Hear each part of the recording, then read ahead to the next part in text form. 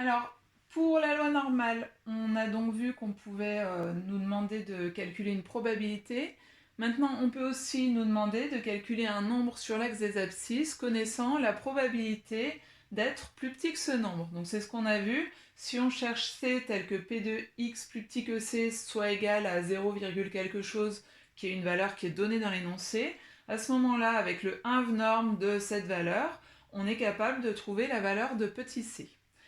Sinon, donc c'est-à-dire si on nous demande un nombre sur l'axe des abscisses, mais qu'on ne connaît pas l'aire qui est avant ce nombre-là, à ce moment-là, il faut s'y ramener.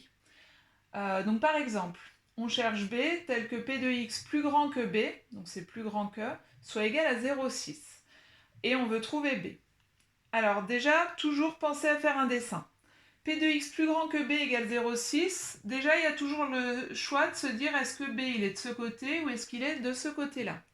Puisque P de x plus grand que b vaut 0,6, plus grand que b, ça veut dire l'aire qui est après b.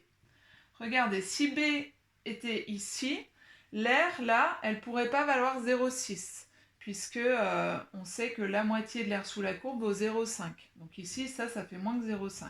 Donc ça veut dire que nécessairement, mon petit b, là, c'est un nombre négatif. Et donc on cherche b, tel que cette aire-là que j'ai assurée, fasse 0,6. Sauf que la calculatrice, elle ne sait pas me trouver b tel que l'aire soit 0,6 après b. Elle sait me trouver b si je connais l'aire qui est avant. Donc, je vais par les propriétés de la loi de densité en déduire quelle est cette aire qui est là avant.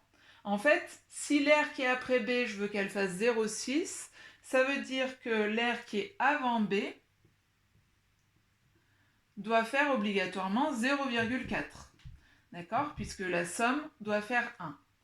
Du coup, au lieu de taper inv norme de 0,6, qui serait faux, à la calculatrice, je vais utiliser le inv norme de 0,4. Et le inv norme de 0,4 va bien me donner le b tel que la probabilité de x plus grand que b soit 0,6, c'est-à-dire le b tel que la probabilité que x soit plus petit que b soit égal à 0,4. Donc là, je le fais en direct. Si on tape donc inv norme de 0,4, on doit obtenir moins 0,253.